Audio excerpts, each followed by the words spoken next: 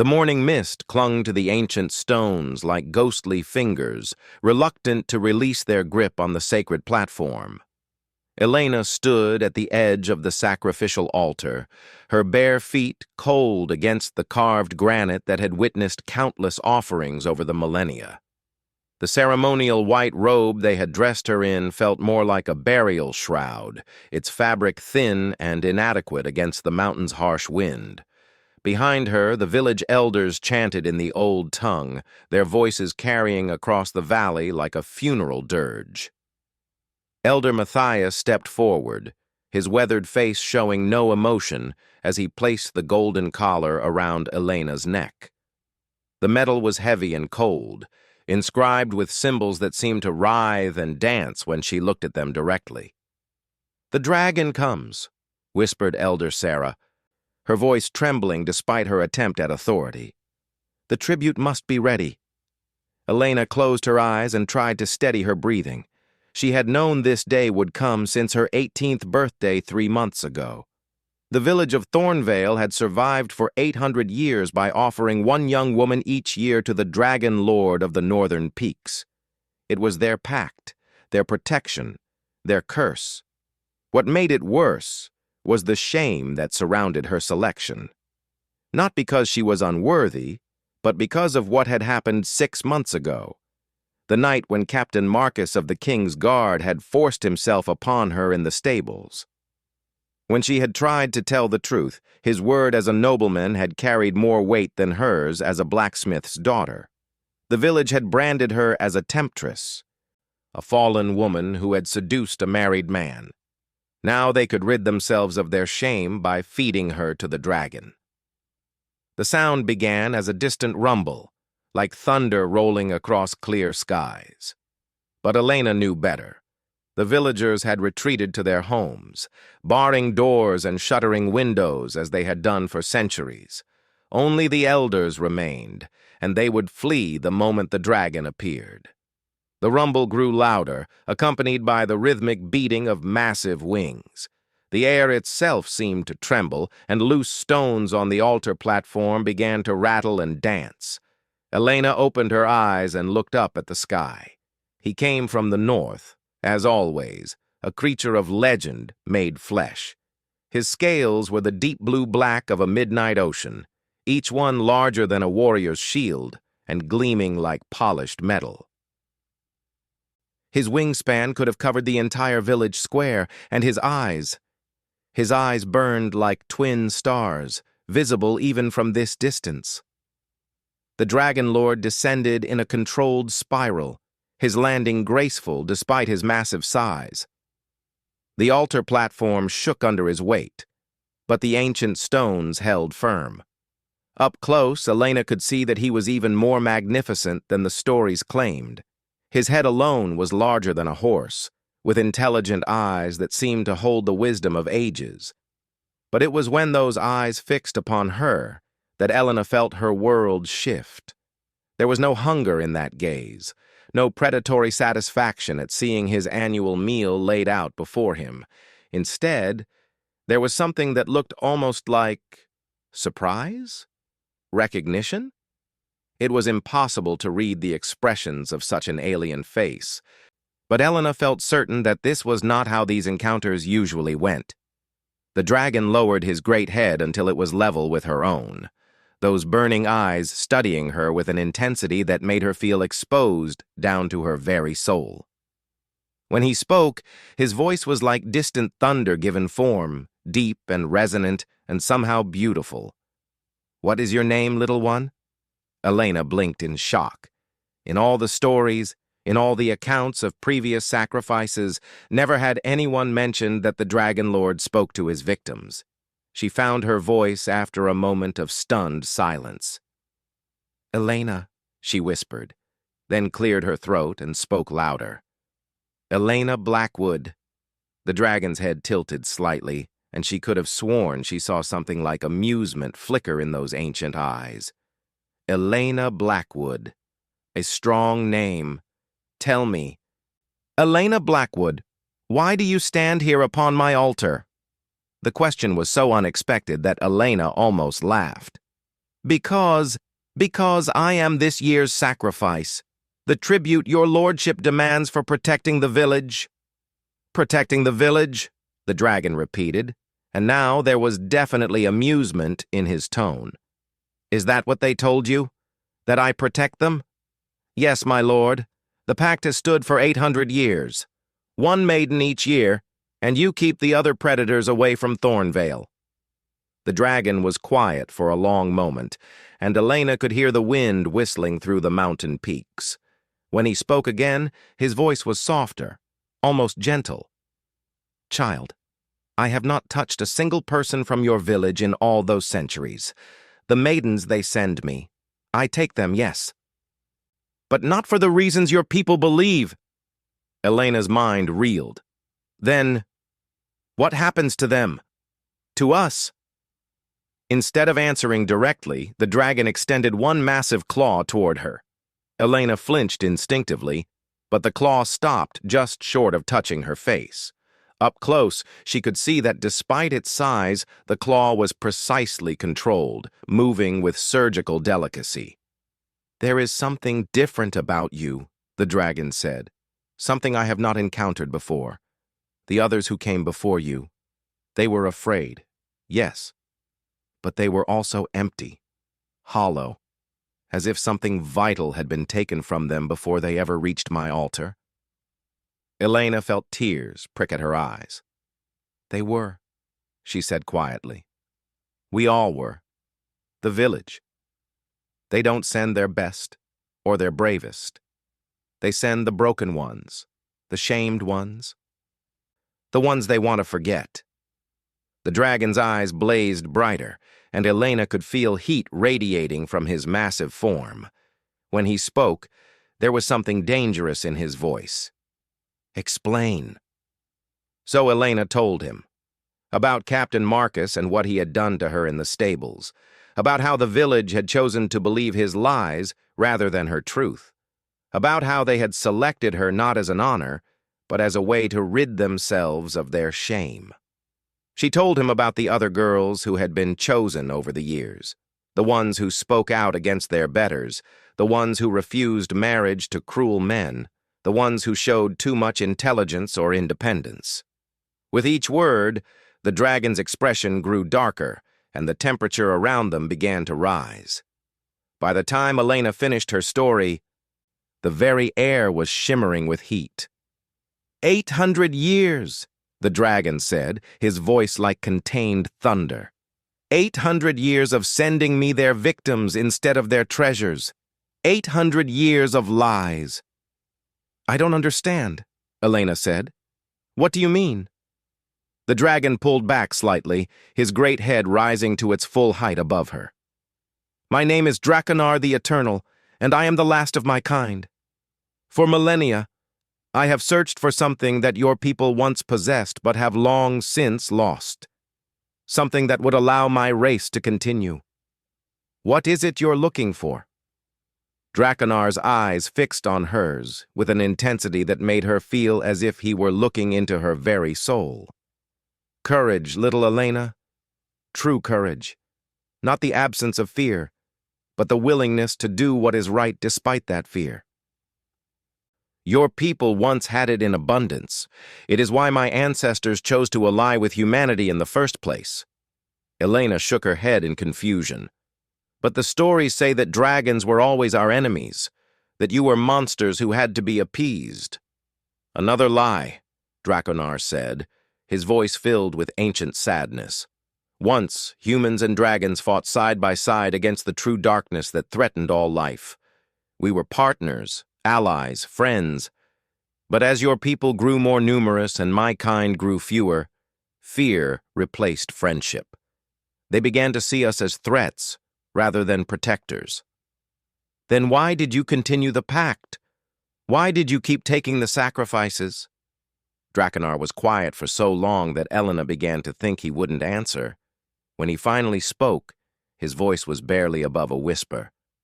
Because I hoped. Each year, I hoped that they would send me someone who still carried that spark of true humanity, someone who could help me understand what we had lost and how to find it again. Elena felt something shift in her chest, a warmth that had nothing to do with the dragon's heat. "And did you find what you were looking for?" Draconar lowered his head again until his eyes were level with hers. "Look at yourself, Elena Blackwood. You stand upon an altar meant for sacrifice, facing a creature that could end your life with a breath, and yet you show no fear. You speak to me as an equal. You told me your truth even when it brought you pain. You defended others even when those same people had betrayed you." Elena blinked in surprise. She hadn't thought of her actions that way. She had simply been trying to survive, to understand what was happening to her. "I don't feel brave," she admitted. "I feel terrified." "And yet you stand here anyway," Draconar said. "That little one is the very definition of courage." The dragon began to move, his massive form shifting as he prepared to take flight. Elena felt a moment of panic. "Wait!" she called out. "What happens now? Where are you taking me?" Draconar paused, one great wing already spread for takeoff. "I am taking you home, Elena Blackwood. My home, where you will be honored as the treasure you are, not discarded as the shame you never were." Before Elena could respond, Draconar's tail curved around her with surprising gentleness, lifting her from the altar and settling her securely on his broad back between his shoulder blades. The scales beneath her were warm and surprisingly comfortable, fitting together so perfectly that they formed a natural saddle. "Hold tight," Draconar rumbled, and Elena barely had time to grab onto the ridge of scales in front of her before they were airborne. The sensation was like nothing she had ever experienced. The wind rushed past her face as they climbed higher and higher, the village shrinking below them until it was nothing more than a collection of tiny buildings scattered across the valley floor. For the first time in months, Elena felt free. As they flew north toward the peaks, Draconar's voice reached her over the wind. "Tell me, Elena, what do you know of the ancient wars? The time before the dragons were relegated to myth and legend?" Elena had to think for a moment, remembering the few stories that had survived the centuries. "Only that there was a great darkness that threatened to consume everything. The stories say it was defeated, but at a terrible cost." "The darkness was not defeated," Draconar said, his voice heavy with knowledge she wasn't sure she wanted to share. "It was merely contained, pushed back beyond the boundaries of this world. But containment is not victory, and the barriers that hold it back grow weaker with each passing century." A chill ran down Elena's spine that had nothing to do with the mountain air. How much weaker? The signs have been growing for decades, crops failing in specific patterns, animals behaving strangely, weather that defies all natural explanation, and most telling of all, the dreams that some humans have begun to experience. Dreams of shadows that whisper promises of power in exchange for service. Elena's blood ran cold. She had been having exactly those kinds of dreams for months, ever since her encounter with Captain Marcus. Dreams of dark voices offering her revenge, offering her power over those who had wronged her. She had dismissed them as products of her trauma and anger. "You've had them too," Draconar said, and it wasn't a question. "I can sense it in you, the touch of the darkness, seeking to claim another soul." "I never listened to them," Elena said quickly. "I never accepted what they offered." "And that is why you still carry the light," Draconar replied. "Many humans have succumbed to the whispers in recent years. They are the reason the darkness grows stronger. Each soul that turns feeds its power and weakens the barriers that contain it." They flew in silence for a while, the implications of Draconar's words sinking in. Finally, Elena found her voice again. "What does this have to do with me? With the sacrifices?" "Everything," Draconar said. "I have been searching for 800 years for a human who could stand against the darkness. Not with sword or spell, but with the pure strength of an uncorrupted soul, someone who could help me restore the alliance between our peoples before it is too late. And you think I'm that person? Drakenar's laughter was like distant thunder. Elena Blackwood, you stood on an altar surrounded by those who had betrayed you, facing a creature of legend, and your first concern was not for yourself, but for understanding the truth. When I told you of ancient evils and coming darkness, you asked not how you could save yourself, but how you could help. You are not just that person, little one. You may be our only hope. Elena felt the weight of destiny settling on her shoulders like a lead cloak. But beneath the fear and uncertainty, she felt something else. Something she hadn't felt since before that terrible night in the stables. She felt purpose. As they soared toward Drakenar's mountain home, Elena made a silent vow. She would learn everything she could about this ancient conflict. She would grow strong enough to stand against the darkness that threatened both their worlds. And someday, somehow, she would return to face those who had wronged her, not as a victim seeking revenge, but as a protector, ensuring that no one else would suffer as she had. The sacrifice the village had intended had failed in every way that mattered. But perhaps, Elena thought, as she watched the sun set behind the peaks ahead of them, that failure would become something far more powerful than they could ever have imagined. Perhaps it would become hope. The Dragon's Keep was nothing like Elena had expected. Instead of a dark, forbidding cave filled with treasure and bones, Drakenar's home was a marvel of ancient architecture carved directly into the living rock of the mountain. Crystalline formations provided natural lighting, their gentle glow shifting from warm gold during the day to cool silver at night. Gardens flourished in terraced chambers, filled with plants she had never seen before, some that seemed to sing in the wind, others that produced fruits that glowed like captured starlight. "This is beautiful," Elena breathed as Drakenar guided her through the main hall, her bare feet silent on floors polished smooth by millennia of use. "It was built by my ancestors in the time when dragons and humans worked together," Drakenar explained, his voice echoing softly off the carved walls. "Every chamber was designed to accommodate both our peoples. See how the doorways are wide enough for dragon passage, yet the steps are sized for human feet?" Elena noticed the details he pointed out, the thoughtful architecture that spoke of true collaboration rather than mere coexistence. "How many lived here?" "At its height? Nearly 1,000 souls, dragons, humans, and others who fought beside us. Now..." Drakenar's voice trailed off as they entered what appeared to be a vast library. Its shelves carved directly into the walls and stretching up into shadows. "Now there is only me." The weight of his loneliness struck Elena like a physical blow. To be the last of your kind, to carry the memories of an entire civilization on your shoulders alone. She couldn't imagine it. "You're not alone anymore," she said quietly.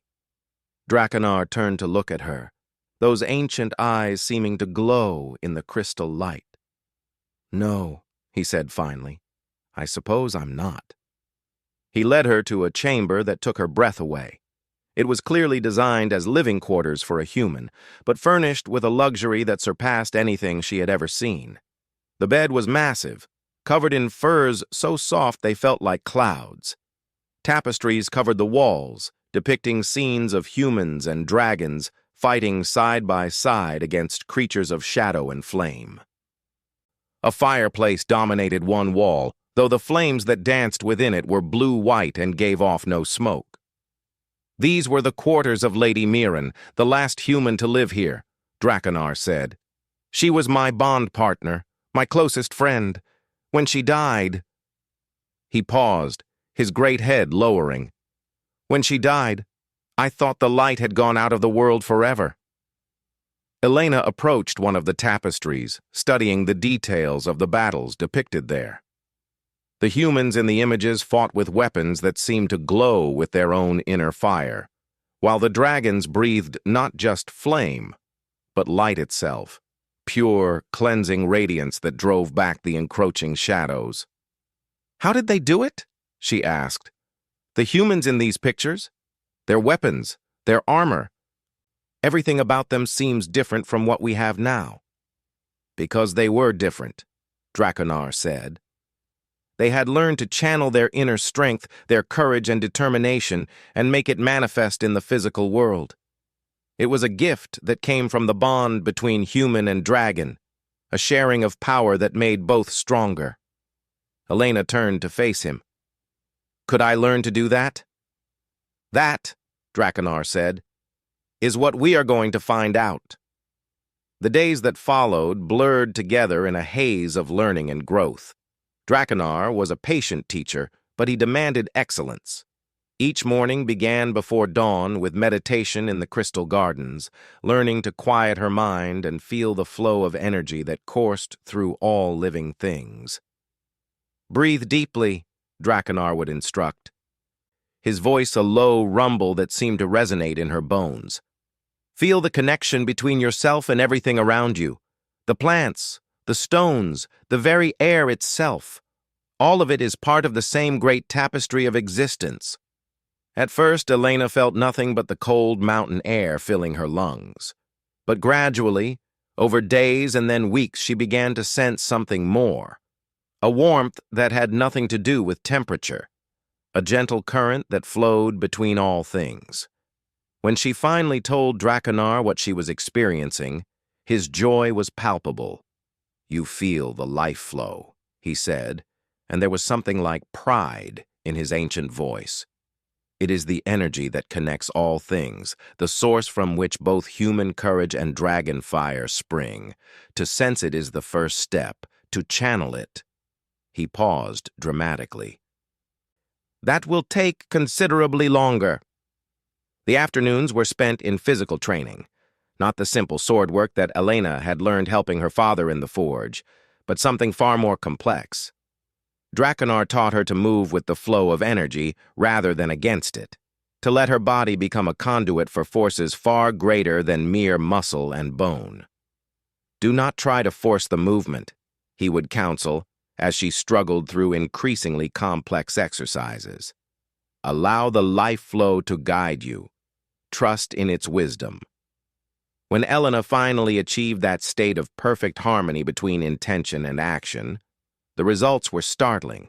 She found herself capable of feats that should have been impossible, leaping distances that would have been challenging for a trained knight, striking practice targets with precision that would have impressed master archers. But it was in the evenings that Elena treasured most. As they shared meals in the great hall, Draconar consuming the glowing fruits that somehow sustained his massive form, while Elena enjoyed foods that tasted better than anything from her village, they would talk, not just about training or ancient history, but about everything. Draconar told her stories of the world as it had been, when magic flowed freely, and the bond between species had made both stronger. He spoke of his childhood among others of his kind, of the joy of flight in formation with his siblings, of the great councils where dragons and humans had planned their strategies against the encroaching darkness.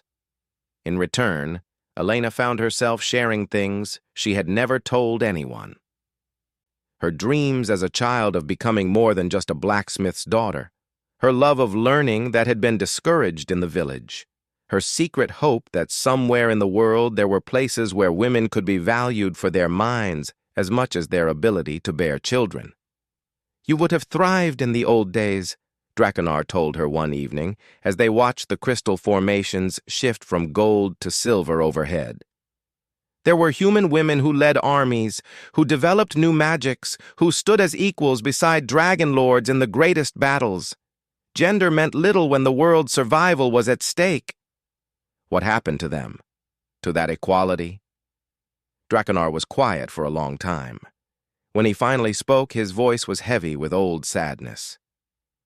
"Fear changed everything. As the darkness pressed closer and losses mounted, Humans began to look for someone to blame. Women who wielded power became suspect.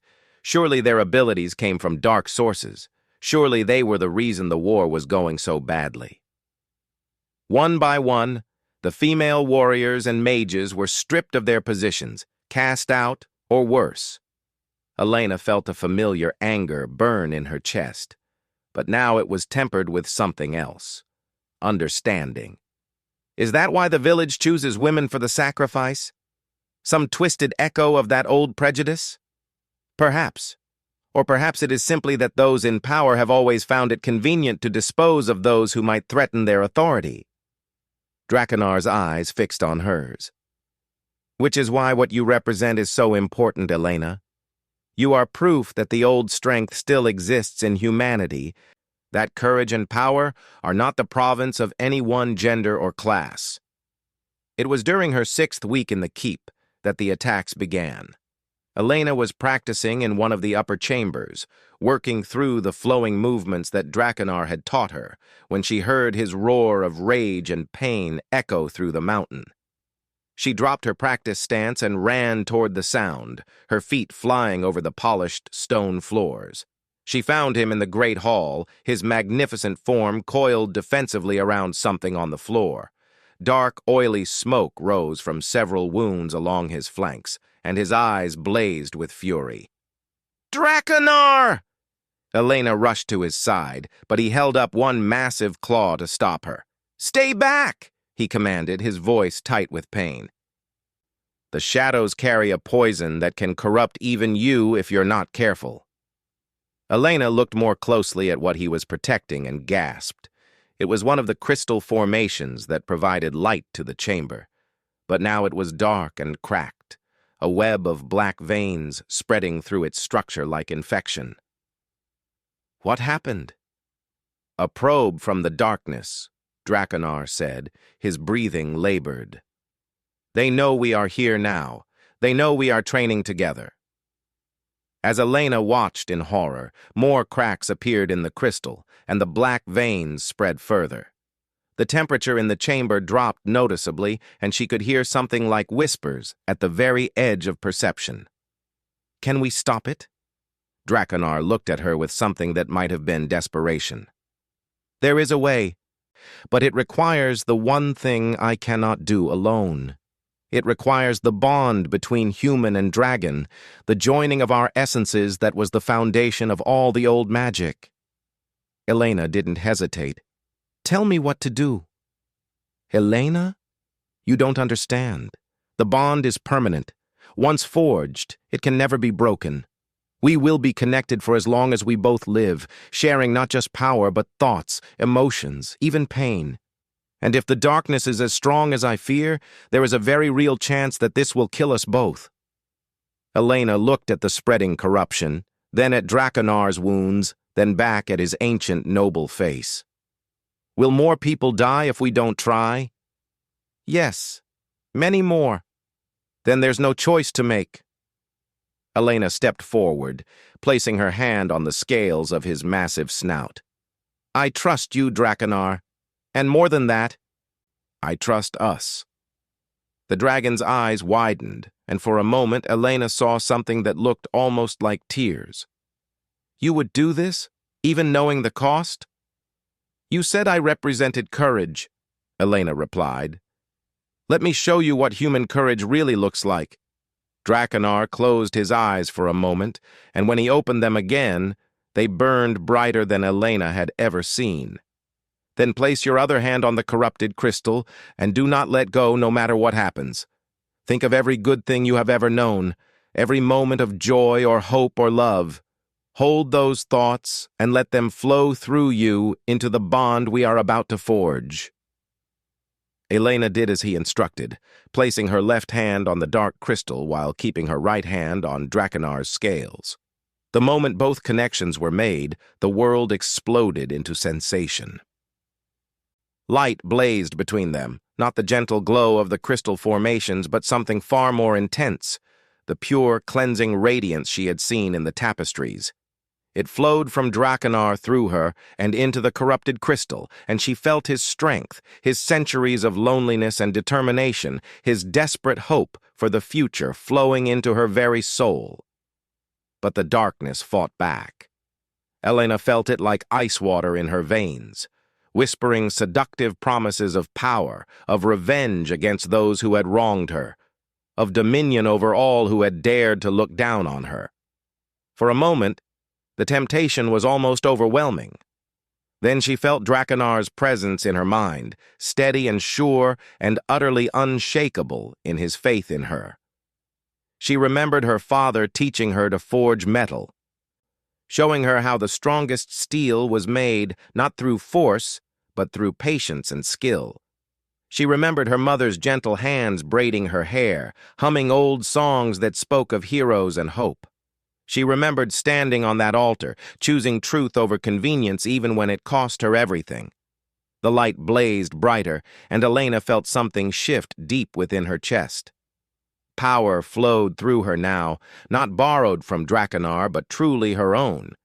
Human strength transformed by bond and will into something that could stand against any darkness. The corrupted crystal cracked one final time, and then the black veins were gone, burned away by the light that now pulsed steadily within its core. Elena felt Drakenar's wounds healing, the poison driven out by the same cleansing radiance. When it was over, she collapsed to her knees, drained but triumphant. Drakenar lowered his great head beside her, his breathing steady once more. "Well," he said, and there was wonder in his voice. "That was considerably more dramatic than I expected." Elena laughed, surprising herself. "Is it always like that?" "I don't know.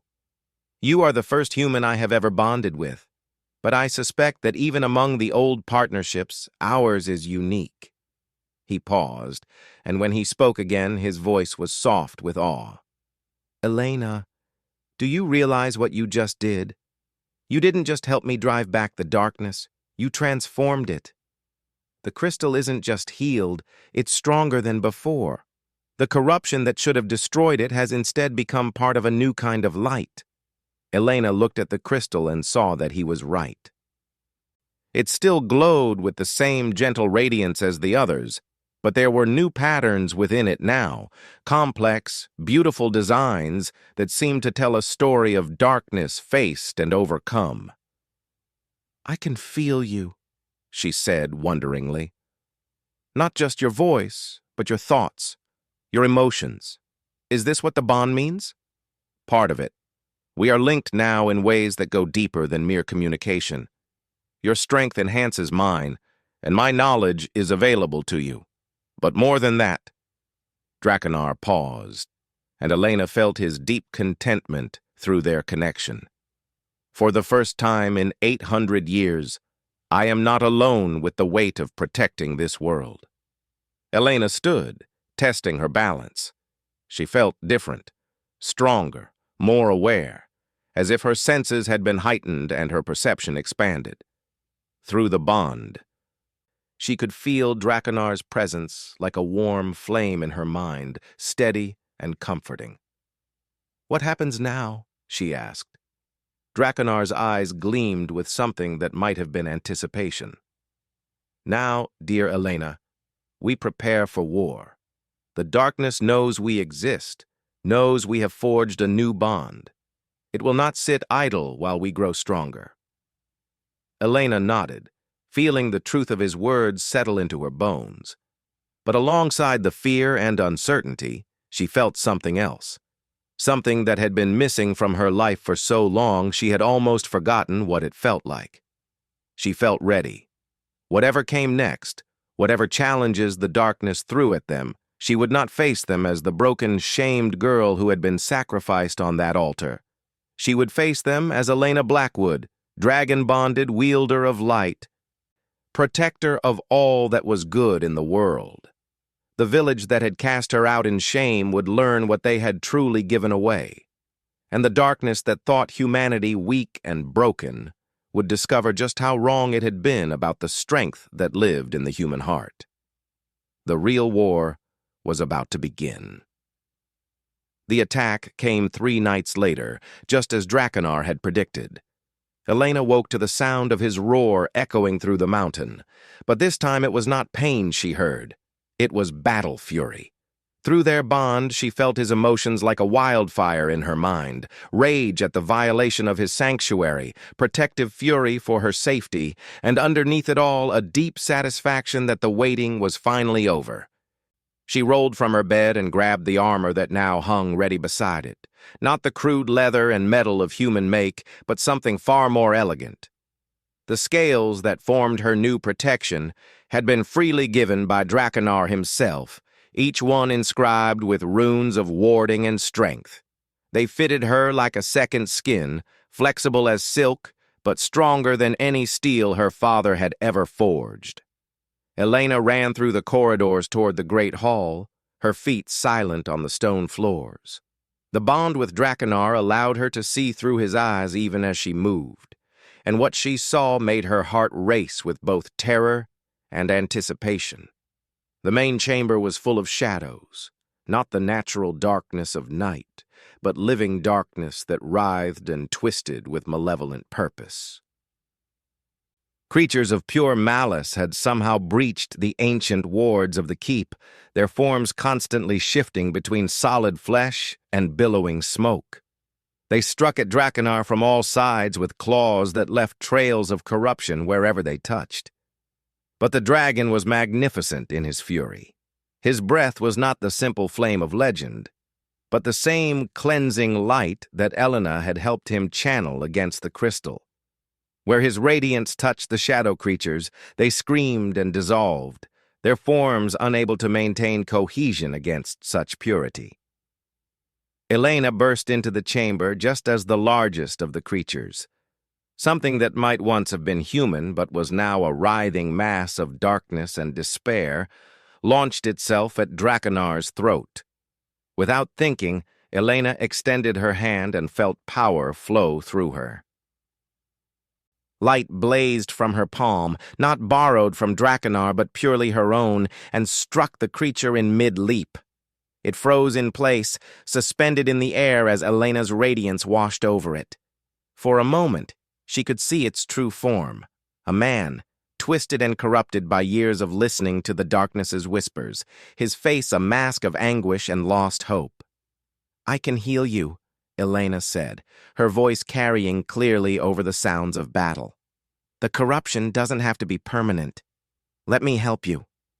The creature's eyes focused on her with desperate hunger. You can free me from this?" "I can try." Elena stepped closer, ignoring Draconar's mental warning to be careful. "What is your name?" "Marcus," the creature whispered, and Elena's blood turned to ice. "Captain Marcus of the King's Guard. What have I become?" Elena stared at the twisted form of the man who had destroyed her life, who had forced himself upon her and then branded her as a temptress when she tried to seek justice. Every instinct screamed at her to let him burn, to watch him suffer as he had made her suffer. But through the bond, she felt Draconar's steady presence, his ancient wisdom flowing into her thoughts. This was the test. This was the moment that would define not just her own fate, but the fate of the alliance they were trying to rebuild. "You are a man who made terrible choices," Elena said quietly, lowering her hand but keeping the light ready. "A man who hurt innocent people because you thought your power made you untouchable. But you are still a man, and that means you can still choose to be better." The light in her palm shifted, becoming warmer, more welcoming. "The darkness offered you what you wanted: dominion over others, freedom from consequence. But I offer you something better. I offer you redemption." Marcus stared at her for a long moment, his corrupted form trembling. I know you, the blacksmith's daughter. What I did to you." His voice broke with genuine remorse. "How can you offer me anything but hatred?" "Because hatred is what the darkness feeds on," Elena replied. Because revenge is just another form of corruption. Because someone has to choose to break the cycle, and I choose for it to be me. Elena extended her hand toward Marcus, and the light that flowed from her fingers was unlike anything she had ever channeled before. It was not the blazing radiance of battle, but something gentler, the warm glow of forgiveness, of hope offered freely even to those who didn't deserve it. The corruption around Marcus began to dissolve like frost in sunlight. His twisted form straightened, becoming human again, until a man in the tattered remains of a guard's uniform knelt before her on the stone floor. He was weeping openly, his hands pressed against his face. "I remember," he sobbed. "I remember everything. The things I did, the people I hurt, the voice that whispered to me that it was my right, that power meant I could take whatever I wanted. God help me, I listened." Elena knelt beside him, placing a gentle hand on his shoulder. The voice lied. It always lies, but you're free of it now. Around them, the battle had ceased. The other shadow creatures had fled the moment their leader was freed, unable to withstand the pure light of forgiveness that now filled the chamber. Draconar watched from across the hall, his ancient eyes bright with something that might have been pride. "What happens to me now?" Marcus asked. "How do I live with what I've done?" "You live by being better," Elena said simply. "You go back to the world, and you protect instead of praying. You use your strength to help instead of harm. You prove every day that redemption is possible, even for those who seem lost." Marcus looked up at her with wonder. "You would trust me to do that? After what I did to you?" Elena stood, helping him to his feet. "I trust you to choose, Marcus, the same way I trust every person to choose between light and darkness every day. But I'll be watching," she added, and her voice carried a note of gentle warning. "Through the bond I share with Draconar, I can sense when the darkness touches someone. If you ever start to turn back toward that path, you'll stop me," Marcus finished. "You'll do whatever it takes to protect others from what I became." "Yes. And do you know why?" Marcus shook his head. "Because that's what humans do when we're at our best. We protect each other. We choose the harder path because it's the right one. We stand against the darkness not because we're unafraid, but because we're afraid and we do it anyway." Through the bond, Elena felt Draconar's deep satisfaction. This was what he had been searching for. Not just human courage, but human wisdom. The ability to see past revenge to justice, past hatred to healing. But their celebration was short-lived. Even as Marcus struggled to his feet, Draconar's head snapped up, his senses detecting something that made Elena's blood run cold through their connection. "What is it?" she asked. "The village," Draconar said, his voice tight with urgency. "The darkness has realized that corrupting individuals one by one will not be enough. It's moving against the population centers directly." Elena felt the truth of it through their bond, a massive surge of malevolent energy rolling across the land like a tidal wave of despair. She could sense its destination, could feel the terror of the people who would be caught in its path. "Thornvale," she whispered. Despite everything the villagers had done to her, Elena felt her heart clench with fear for them. They were still her people, still the community where she had grown up, the children who had played with her, the families who had shared their harvests. They didn't deserve to be consumed by darkness just because their leaders had made cowardly choices. "We have to help them," Elena said, turning toward Draconar. "Elena, you don't owe them anything," the dragon said gently. "They cast you out, branded you as shameful, condemned you to what they believed was death. You would be well within your rights to let them face the consequences of their own actions." Elena felt the truth of his words, felt the justified anger that still burned in her heart when she thought of how she had been treated. But she also felt something stronger, the warm, steady light that had freed Marcus from his corruption, the power that came not from hatred, but from hope. "You're right," she said. "I don't owe them anything, but I'm not doing this because I owe them. I'm doing it because it's right." Drakenar studied her for a long moment, then threw back his great head and laughed, a sound like distant thunder mixed with joy. "And that, my dear Elena, is exactly why you were worthy of the bond. Very well. Let us go save some ungrateful villagers." Marcus stepped forward hesitantly. "Let me help. Let me try to make amends for what I've done."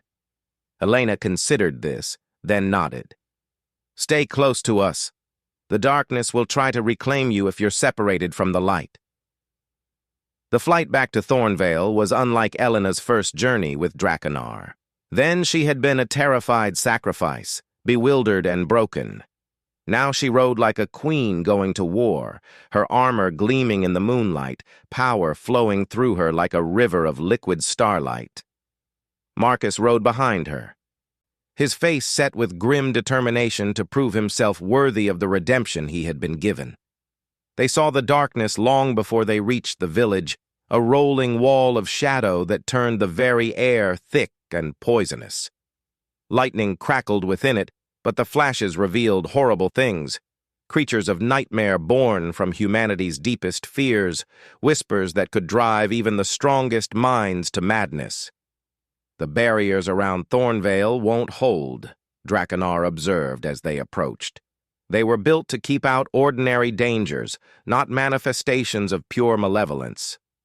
Elena could see the village below, its people huddled in their homes, while the approaching darkness made the very air tremble. The few guards who had tried to form a defensive line were already fleeing in terror. "Then we make new barriers," Elena said. She felt the power within her responding to her will, felt the bond with Drakenar multiplying her strength beyond anything she had thought possible. "Set us down in the village square." Drakenar landed with earth-shaking force in the center of Thornvale, his massive presence impossible to ignore. Doors cracked open and faces peered out fearfully, expecting to see their doom delivered by the dragon they had tried to appease for so long. Instead, they saw Elena leap from Drakenar's back, radiant in her scale armor, power crackling around her like visible courage. Behind her came Marcus, no longer the corrupt creature he had become, but still clearly marked by his experience with the darkness. Elder Matthias stumbled from the meeting hall, his face white with terror and confusion. "Elena? But you were sacrificed. You should be dead?" Elena asked, her voice carrying clearly across the square. "Is that what you told yourselves? That sending me to the dragon was the same as killing me?" We did what we had to do," Elder Sarah said, emerging from behind Matthias. "The village needed protection." "The village needed courage," Elena corrected, "and you chose fear instead. But that doesn't matter now. The darkness is coming, and it will consume everyone here unless you let us help you." As if summoned by her words, the wall of shadow reached the village's edge. The protective wards that had been in place for centuries flickered and died like candles in a hurricane. Buildings at the perimeter began to age and crumble as despair itself made manifest pressed against them.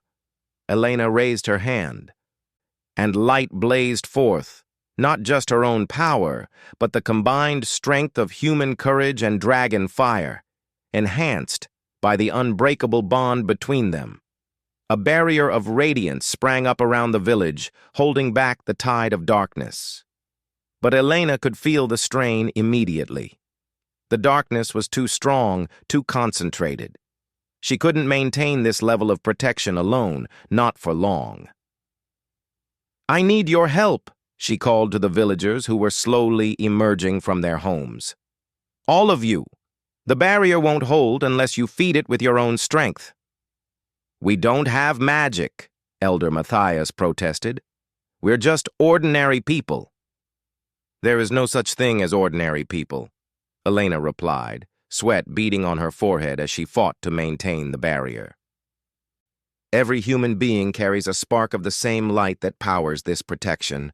Every act of courage, every moment of hope, every choice to help instead of harm. That's magic, the strongest magic there is.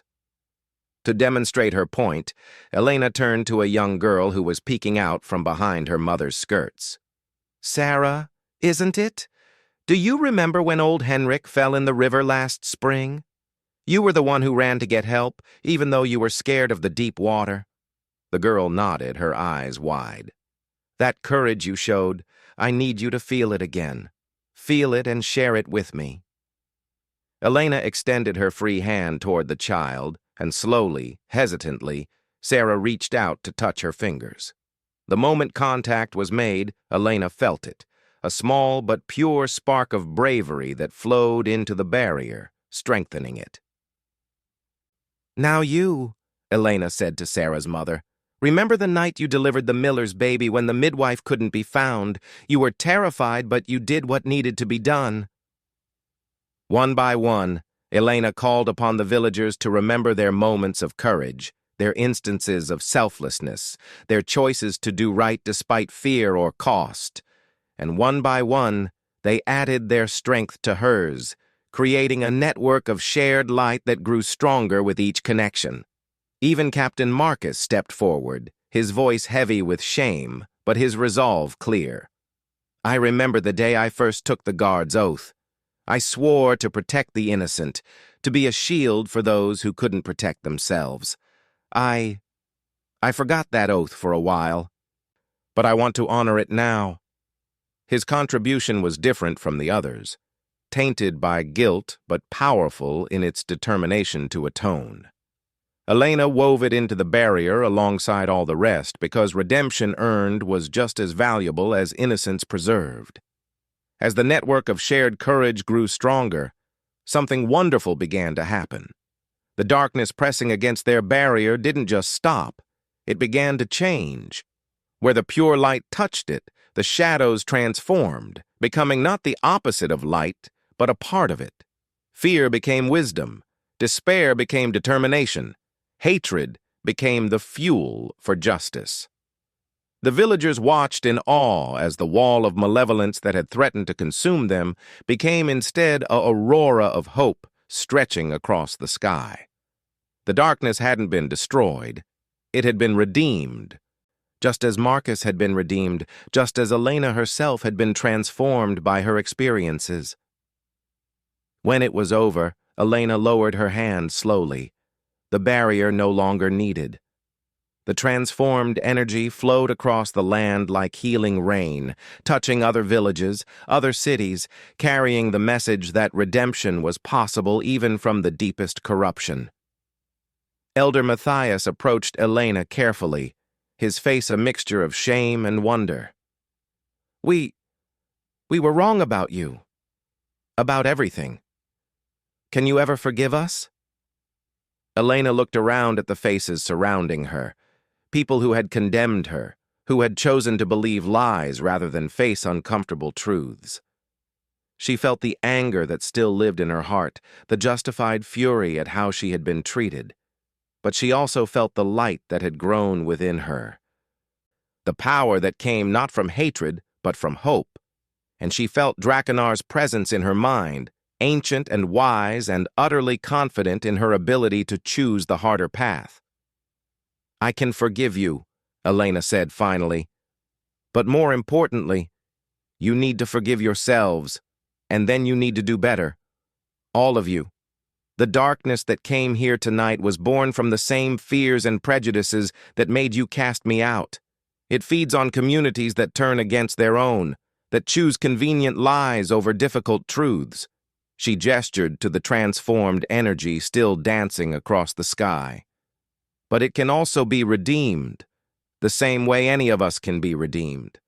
The choice is always there, to be better than we were, to do right instead of what's easy." Elder Sarah stepped forward, tears streaming down her face. "How do we begin? How do we make amends for what we did?"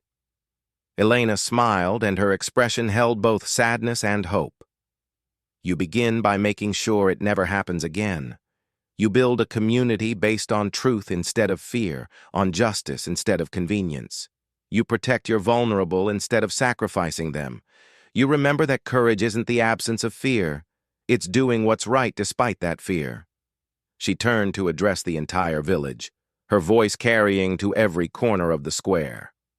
The alliance between humans and dragons is restored, but it won't survive unless we prove ourselves worthy of it. That means being brave enough to face hard truths, compassionate enough to offer second chances, and wise enough to know the difference between justice and revenge. Draconar rumbled his agreement, his ancient voice carrying across the village. Elena speaks truly. The old alliance failed because both our peoples let fear overcome wisdom. If we are to succeed this time, it must be built on a foundation of trust earned through right action. Over the following days, Elena worked with the villagers to establish new traditions, new ways of handling conflict and choosing leaders. The annual sacrifice was abolished, replaced with a festival celebrating courage in all its forms. Not just the obvious heroism of battle, but the quiet bravery of speaking truth, of helping neighbors, of choosing what's right over what's easy. Captain Marcus became the village's new peacekeeper, his experience with corruption making him uniquely suited to recognize and counter the darkness's influence. His presence served as a daily reminder that redemption was possible for anyone willing to do the work of becoming better. Elena herself became something new, not just a protector of one village, but an ambassador between the human and dragon worlds. She and Draconar traveled from community to community, teaching the old ways while adapting them for the modern world. They showed people how to recognize the darkness's influence, how to forge their own bonds of courage and hope. Most importantly, they demonstrated that the greatest human strength wasn't in weapons or magic, but in the willingness to extend compassion even to enemies, to choose forgiveness over vengeance, to build up rather than tear down. Years passed, and the network of light that had begun in Thornvale spread across the continent. Communities that had been isolated and fearful began to reach out to each other. The ancient prejudices that had allowed the darkness to take root were slowly replaced by understanding and cooperation. Elena never returned to live in Thornvale permanently, but she visited often, watching with pride as the village transformed from a place of fear and shame into a beacon of hope. Children who grew up there learned stories not of monsters to be appeased, but of heroes who chose to stand against the darkness. Heroes who looked like them, who came from backgrounds like theirs, who proved that anyone could choose to be brave. On one such visit, Elena stood in the very spot where she had once been laid out as a sacrifice. The altar was still there, but it had been transformed into a garden where flowers bloomed year-round, tended by the village children as a symbol of life and growth. "Do you ever regret it?" Draconar asked, settling his massive form beside the garden. "The choice to forgive them instead of seeking justice?" Elena considered the question as she had many times before. "I used to think forgiveness and justice were opposites," she said finally. "But I've learned they're not. True justice isn't about punishment. It's about setting things right, creating a world where the same harm can't happen again. And sometimes, forgiveness is the strongest tool we have for building that world." Through their bond, Elena felt Draconar's deep contentment. The loneliness that had plagued him for 8 centuries was gone, replaced by the constant presence of human warmth and courage. But more than that, he felt hope for the future in a way he hadn't since the fall of the old alliance. "The darkness will return someday," Draconar observed. "It always does. But when it comes again, it will face something it has never encountered before." "What's that?" "A humanity that has learned to transform corruption into strength, to turn even its greatest failures into foundations for something better." Draconar's ancient eyes gleamed with satisfaction. "They cast you out as a sacrifice, dear Elena. They have no idea that they gave birth to salvation itself." Elena smiled, feeling the truth of his words settle into her bones. She had been sacrificed in shame, offered up as tribute to appease a monster that existed only in their fears. But instead of being consumed, she had been transformed, not just into something powerful, but into something hope could follow. The girl who had been cast out as broken and shameful had become Elena the Lightbringer, Elena the Dragon-bonded, Elena the Redeemer. And if one broken blacksmith's daughter could rise to become humanity's salvation, then anyone could. The light that had begun on a sacrificial altar now burned in communities across the world, carried by ordinary people doing extraordinary things. The alliance between dragons and humans was not just restored, but stronger than ever, built on understanding instead of desperation, on hope instead of fear. And in a world where darkness would always exist, that light would always be enough. Because that's what humans do when they're at their best. They turn their pain into purpose, their suffering into strength, and their endings into new beginnings. They prove, again and again, that no matter how dark the night becomes, dawn will always follow. Elena Blackwood, who had once stood on an altar awaiting death, now stood in a garden celebrating life. And in that transformation lay the promise that no sacrifice need ever be meaningless, no shame need ever be permanent, and no darkness need ever be final. The dragons had returned to the world, and humanity had proven once again why they had been worthy partners in the first place.